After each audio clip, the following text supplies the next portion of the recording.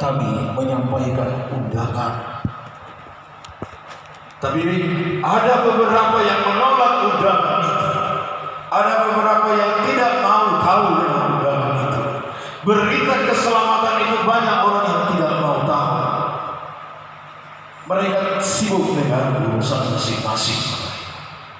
Mereka sibuk dengan perkara masing-masing. Bapak Ibu Saudara yang terkasih di dalam nama Yesus Kristus, bahwa undangan Tuhan mereka tidak peduli. Hari ini saya dan saudara ingatkan kembali Bapak Ibu Saudara yang terkasih, bagaimana Yesus mengajarkan perumpamaan ini tentang kerajaan surga. Pemberitaan yang disampaikan oleh Allah melalui Yesus Kristus. Rasul Paulus menulis dalam Roma 1 ayat 14 bahwa Injil pemberitaan keselamatan itu mula-mula adalah kepada orang Yahudi, lalu kepada orang Yunani, dan akhirnya saudaraku sampai kepada orang Batak di Sumatera Utara itu. Banyak orang yang menerima panggilan itu, tapi bagaimana menghidupi panggilan tadi? Banyak orang yang menerima berita keselamatan itu. Mengapa? Yesus sendiri pernah berkata bahwa Dia adalah satu-satunya jalan kebenaran dan hidup untuk sampai kepada Bapa. Dalam Yohanes 14 ayat 6 dikatakan bahwa Yesus adalah kebenaran dan hidup.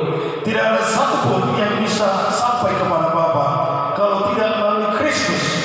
Semua orang mengetahui ini, Bapak Ibu Saudara yang terkasih. Orang-orang yang percaya kepada Tuhan, yang dipanggil Tuhan untuk berita keselamatan, semuanya tahu ini. Tetapi bagaimana menghidupinya? Bagaimana menghidupi kebenaran firman Tuhan yang disampaikan? Bagaimana menghidupi dalam kehidupan sehari-hari setelah kita menerima firman Tuhan, setelah kita menerima berita keselamatan yang dari Tuhan, yang notabene bahwa Allah tidak ingin kehilangan manusia itu sendiri. Dia tidak ingin kehilangan saudara, Dia tidak ingin kehilangan saya, Dia tidak ingin kehilangan kita semua, bahwa kita adalah anak-anaknya yang dipilihnya. Haleluya, haleluya. Bapak Ibu Saudara, terus adakah motivasi kita mengikut Tuhan Yesus ketika berita ini sampai kepada telinga kita, ketika berita ini sampai kepada kita dan kita amini berita ini? Bagaimana motivasi kita mengikut Tuhan Yesus? Bapak Ibu Saudara yang terkasih, di firman ini dikatakan bahwa raja itu terhadap undangan tadi melihat di dalam pesta itu ada ditemukan seorang yang tidak memakai pesta, seorang yang tidak memakai pakaian pesta. Tentunya menjadi sebuah perumpamaan, supaya mengerti murid-muridnya apa sebenarnya itu pengajaran Tuhan Yesus Kristus. Pakaian pesta, tentunya kalau saudara pernah menerima undangan dari sebuah pesta yang notabene-nya ada surat undangannya. Jikalau di tempat itu saudara tidak membawa undangan tadi, maka saudara tidak akan berhak masuk ke gedung pesta itu. Saya pernah mengikuti di tahun 2016 pada saat di tempat pekerjaan saya menghadiri undangan ada rekan mitra kerja dari Yokogawa. Mereka menyelenggarakan 100 tahun ya usia Yokogawa. Kemudian kami diundang ke sana. Undangannya itu Bapak Ibu, kami harus membawa undangan tadi berupa kartu. Nah, kebetulan saya lupa. Ya, setelah dari penginapan saya lupa membawanya. Lalu di pintu resepsionis berkata, ada undangan Pak? Ada, tapi saya lupa, ketinggalan. Bapak tidak bisa masuk kemari kalau Bapak tidak membawa undangan itu. Lalu saya bergegas tempat penginapan saya ambil undangannya, lalu saya serahkan kepada resepsionis, lalu saya masuk. Kebetulan dalam sebuah ballroom namanya. Jadi apa intinya Bapak Ibu Saudara terkasih? Pakaian pesta yang diibaratkan oleh Tuhan Yesus di sini adalah bahwa saudara mengerjakan keselamatan yang sudah saya percaya kepada Tuhan Yesus Kristus itu sendiri. Saudara sudah mengerjakan keselamatan yang sudah Tuhan berikan kepada saudara.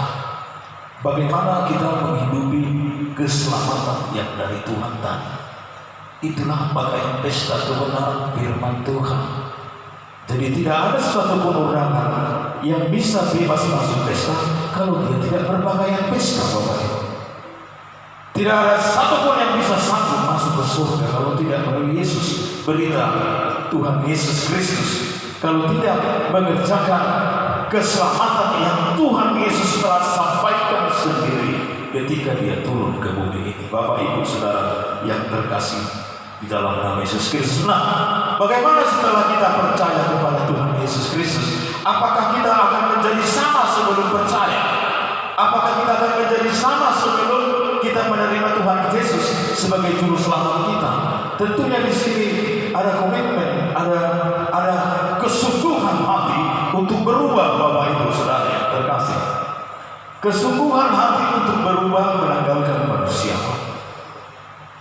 Ada perubahan. Nah, kalau kita menjadi percaya kepada Tuhan Yesus namun tidak ada perubahan satupun, itu sangat disayangkan, Bapak Ibu Saudara yang terkasih dalam nama Yesus. Sangat disayangkan ketika kita sudah mengetahui kebenaran itu lalu kita tidak melakukan kebenaran itu. Kita hanya mulai percaya saja. Paulus mengatakan bahwa dalam Efesus 4 ayat 20 sampai 24 dikatakan bahwa kamu telah mendengar tentang Dia. Tentang Dia maksudnya di sini adalah tentang Tuhan Yesus dan pengajarannya. Jadi kita perlu meninggalkan manusia atau perbuatan. Apakah kita masih berorientasi kepada Tuhan Yesus ataukah masih kita berorientasi kepada sifat dan tabiat kita yang lama, Bapak Ibu? Tabiat yang lama kita ini tidak akan pernah bisa masuk dalam kerajaan surga.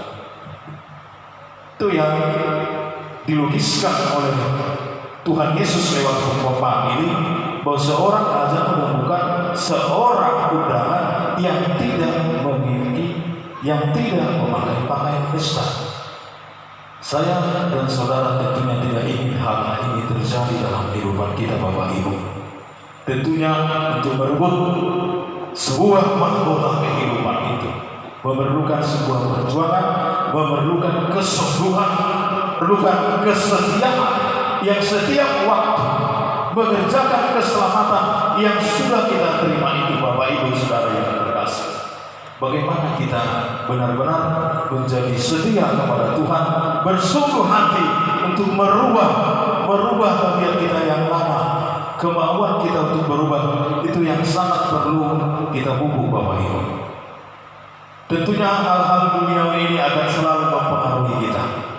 Hal-hal yang kita pikirkan akan selalu mempengaruhi kita, kedekatan atau hubungan intim kita dengan Tuhan Yesus itu sendiri. Jadi para saudara yang terkasih, diperlukan kesungguhan hati untuk terus mengikis manusia atau tabiat lama. Karena orientasi kita sekarang ini adalah bukan di dunia ini. Haleluya. Tapi panggilan Kristus dalam kehidupan kita sungguh sangat celaka sekali ketika kita berjuang sedemikian rupa. Sampai berapa puluh tahun kita sampai saat ini kita berjuang terus dan tidak berusaha untuk meninggalkan tabiat lama. Akhirnya apa yang akan terjadi? Hanya Tuhan yang tahu. Kita tidak akan bisa lagi mendapatkan bagian kemuliaan dari Tuhan. Janji itu. Ada banyak yang terpanggil tapi sedikit yang terpilih, kata firman Tuhan. Yang terpilih itu adalah orang-orang yang memenuhi kriteria atau parameter daripada apa yang diajarkan oleh Tuhan Yesus Kristus. Dari segi kesetiaan, ada di segi kesungguhan untuk mengerjakan keselamatan yang dari Tuhan itu. Kita percaya bahwa pada saat malam hari ini kita tidak ingin menjadi salah satu seorang yang tidak berpakaian pesta. Haleluya. Kita adalah ingin agar kita dipilih oleh Tuhan Yesus sendiri. pernah berkata, bukan engkau yang memilih saya, bukan kamu yang memilih aku, bukan kita yang memilih Tuhan Yesus, tapi Yesus yang memilih kita. Dari semua perbuatan kita, keseriusan kita, kesungguhan kita untuk terus mengerjakan keselamatan. Artinya di sini bahwa kepercayaan kepada Tuhan itu tidak bisa statis, Bapak Ibu, ya. Tidak bisa, dia harus dinamis, harus bergerak dan bergerak dan bekerja dan bekerja sampai Tuhan Maranatha, sampai Tuhan memanggil kita. Puji Tuhan, puji Tuhan. Demikianlah firman Tuhan pada saat malam hari ini. Terpujilah Tuhan kita saat ini kekal sampai selama-lamanya. Haleluya.